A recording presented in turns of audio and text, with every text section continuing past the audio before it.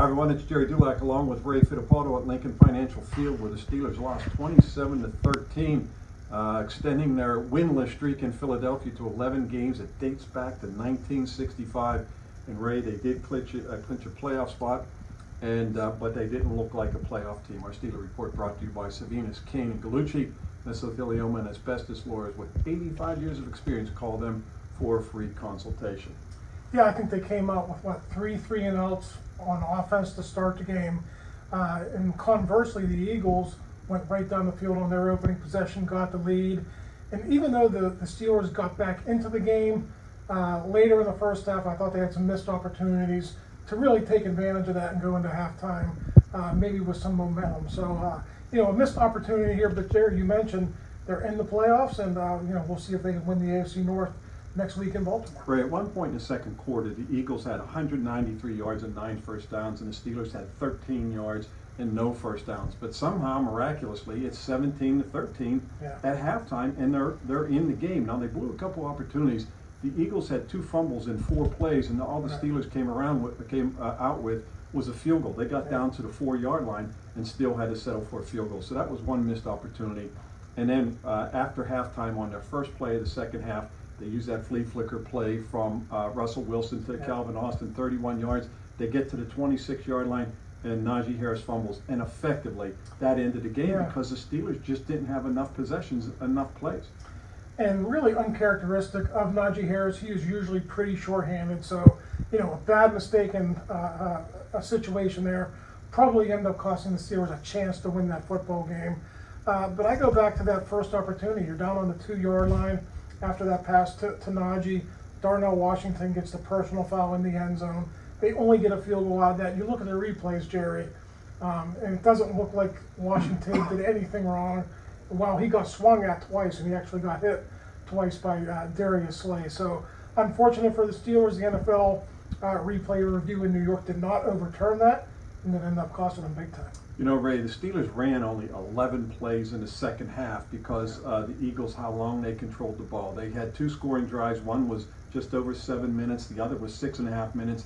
And you look at the end of the game, Ray, they ran off the final 10.5 minutes by running the ball, some pass plays, converting third downs. The Steelers never got their hands back on the ball. But that Harris fumble really hurt because at that point they're trailing 20-13. If they go in at that point, and even Russell Wilson said after the game, he said it looked like we might go in for a touchdown.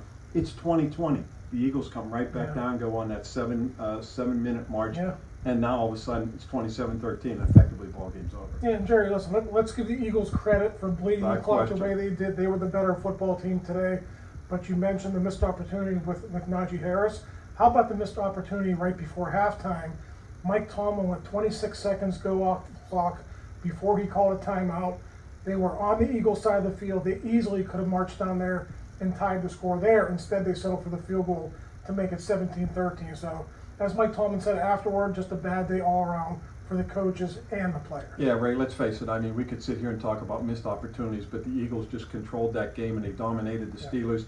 They had 401 yards offense. That's the most the Steelers, second most the Steelers have allowed this year. The Eagles had 26 first downs. That's the most the Steelers have allowed this year. Steelers had only 163 yards offense rate. That's their fewest in 14 years since they had 127 way back in 2010 against the Tennessee Titans. Their 10 first downs were the fewest in 5 years since a game against the Baltimore Ravens. So they didn't have a lot of plays, but even when they did, their longest run was 8 yards, and that was by Russell Wilson and Justin Fields, who actually got hurt on that play and never returned to the game. And the 31-yard pass play on the flea flicker obviously was their longest pass play. It's the only one longer than 17 yards. They could do nothing against the Eagles. Well, the good news first, 2010, they ended up going to the Super Bowl. That's right. So you want to look on the bright side, we could do that. But Gerry, at what point are we going to start getting concerned about the secondary? Not only were there a lot of missed tackles down there in open space, but the coverage was not tight either. So people forget this was an Eagles team that had trouble throwing the football last week. Jalen Hurts had only, I think, $150 in the air. Comes out today, gets healthy against the Steelers. That secondary, I understand it's injured a little bit, but it's been bleeding a little bit here too much lately. Yeah, they played without Deshaun Elliott, and I'm not going to sit here and say that's why they lost the game and why Jalen Hurts threw for 290, and he had two 100-yard receivers. When's the last time we've seen that against the Steelers? But you're missing Deshaun Elliott, who's their best tackler. Then they lose Donte Jackson during the game, so that didn't help. But they had no answer for A.J. Brown, Devonta Smith, and Jalen Hurts. They actually held Saquon Barkley to his second lowest total of the year, 65 yards. But I don't want to say they forgot about the other guys, but that's the problem with the Eagles. Yeah, go ahead, stop Saquon Barkley, but those other guys are going to kill you, and they did. Yeah, that's the thing. The Steelers had to kind of pick their poison. They chose to defend Barkley first.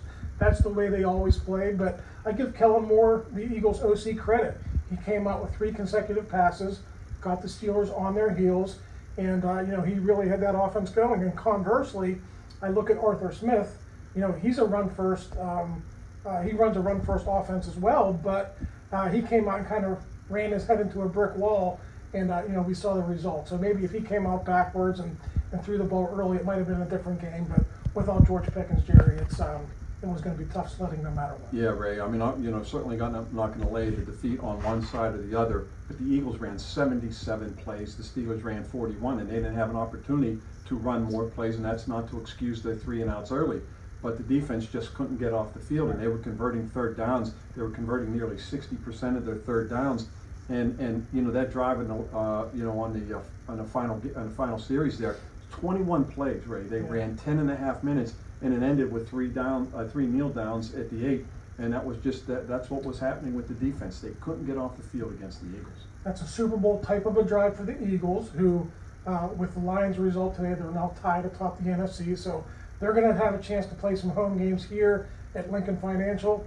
The Steelers next week will have a home game on the playoffs on the line down in Baltimore, Gerry. They win, they're the AFC North champion. They'll get a home game. If not, they're going to be in a dogfight fighting for a welfare. Yeah, the Eagles have won 10 consecutive games. That's the best in the NFL. Ray, it's the first time the Steelers lost to a team with a winning record. But they clinched a playoff spot. Like Ray said, they can win the division title next week merely by beating the Baltimore Ravens, and everybody will forget about this ugly loss. Hey, they had an ugly one in 2008 here just as well, and they went to the Super Bowl. In the last 3 games in Lincoln Financial Field, the Steelers have been outscored 96-29. It just hasn't been very good for them in Philadelphia. For Ray Fittipaldo, I'm Gerry Dulac. You've been watching Post-Gazette.com.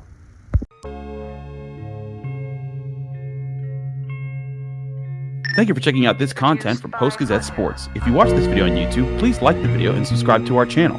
For all of the sports coverage the Post-Gazette has to offer, visit post-gazette.com.